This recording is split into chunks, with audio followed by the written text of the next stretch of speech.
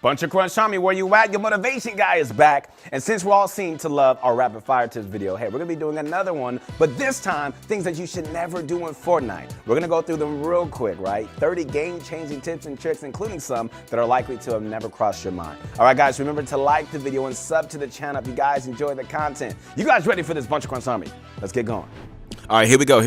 If you're a controller player, never keep your shotgun in anything other than your first slot. Why? Good question. Because when you pull out your pickaxe, build, then try to switch back, it's always going to default to your first slot. So keeping it there ensures that you have the quickest access to your most important gun. All right, anytime you're expanding to a new box with an enemy above you, never build walls first, guys. Instead, place the roof first, either a floor or a cone, since they're likely to be going for piece control from above, and those pieces are what you want to snag first. All right, if you're playing to improve, you should never camp an arena. A lot of newer players do this to get easy points, but you don't learn much, and it really does hinder your improvement. So don't be afraid to fight, guys, as you know, it's definitely one of the ways that you're going to get better. All right, even though fighting helps you improve, you still shouldn't just mindlessly push everybody. Before you engage, consider where the next zone is, what kind of advantage you do have, and if there's potential for third parties to just ruin your day. Because if there is, you're better off waiting for another opportunity. When a new item or weapon gets released, don't avoid using it just because it's different and you don't like it. You know, too many people do this and they end up gaining no experience using these weapons. And, you know, that can be extremely detrimental when other choices get vaulted. Unless your opponent is weak, you should never force fights that are just aim duels, also known as 50-50s. Instead, try to use editing and building techniques to create cover and peaks that give you the edge, right? For example, if you ramp over your opponent, don't just cut the ramp and just go for the shots.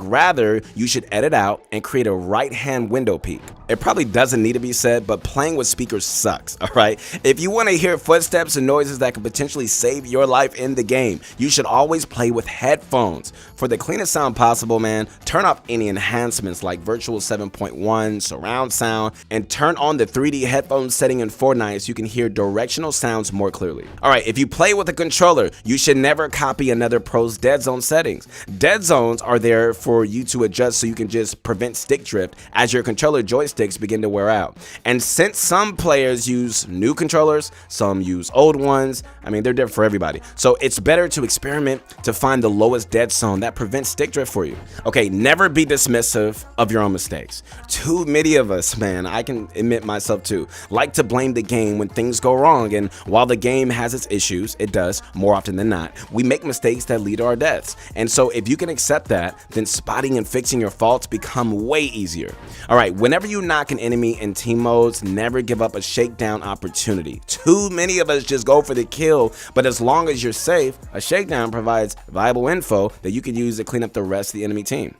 All right, you almost never want to leave your back exposed when you go to attack somebody, whether perched on a ramp or even facing an opponent's box. It only takes a half of a second to build walls around yourself, right? And that can just be incredibly life-saving in many situations.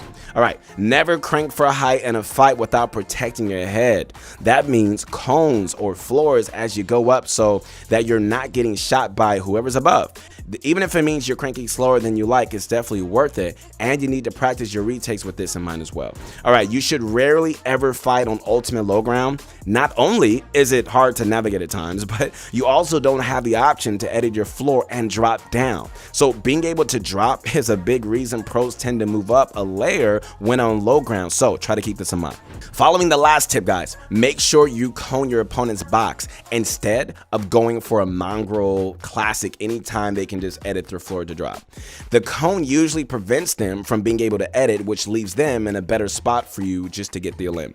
Never spam jump in close quarters combat. Rookies make this mistake all the time, but you know, you seldom spot pros doing this because jumping makes it way easier for your opponent just to line up a meaty shot on you. So if you instead strafe in different directions and occasionally spam crouch, you can become way more harder to hit.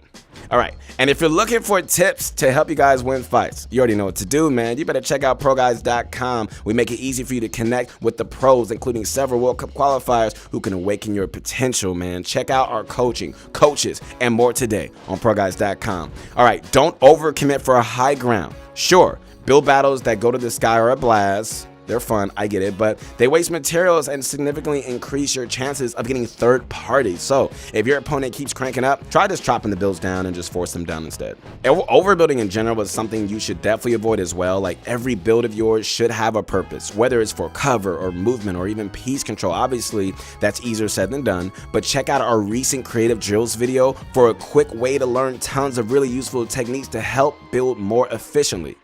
All right, try not to be impatient with your shotgun shots, guys. While flick shots can be useful, good shotgun hits are just vital to the outcome of your match. So when you can, it's often worth taking a fraction of a second to line up your crosshair for a bigger hit. You should never be impatient with your rifle. You know, a lot of players spot an enemy and just open fire right away, but in most situations it's better to get it closer and in a strong position so you can just hit more shots, you know, prevent healing and really finish the kill more quickly. All right, guys, never ignore the strengths of your weapons. For example, all right, if you have a tac shotgun, close range is good, but if you have a charge, you ideally want to position just a few tiles further to take advantage of its superior range.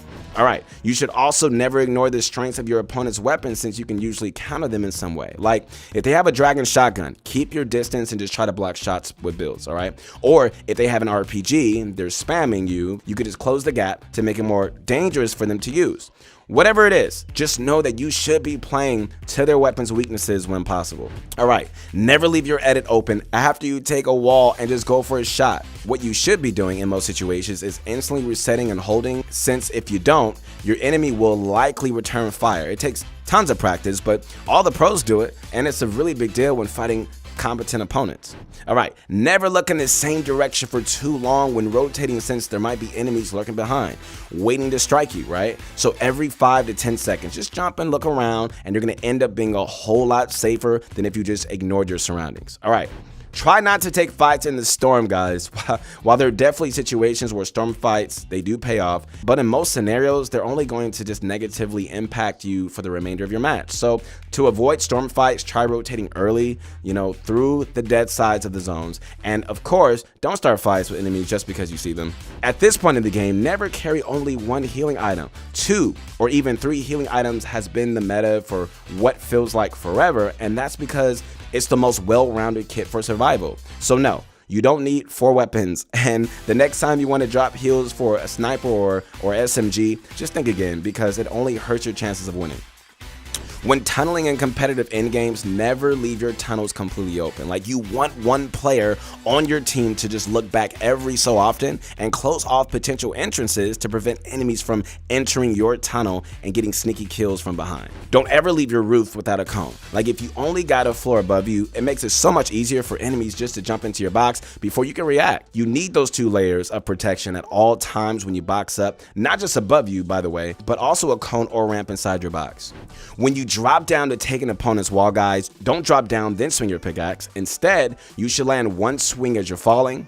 This makes it less likely your opponent notices you in time, and you're only going to need one more swing to finish taking the wall. You should almost never use wooden builds in fights. Brick and metal are significantly stronger and can often prevent opponents from taking your walls or sneaking in damage before you can react. All right, if you reach the final stages of a competitive match, never give up high ground, even if it's just a few players remaining. Because, you know, a lot of players make this mistake and drop in an attempt to quickly finish off the remaining players, but these final moments can go on for quite a while, and you definitely want to be the one controlling high ground. Whew, I got through that super fast. All right, how did I do on time? Over 8 minutes. You playing? Can I do it again? It's okay.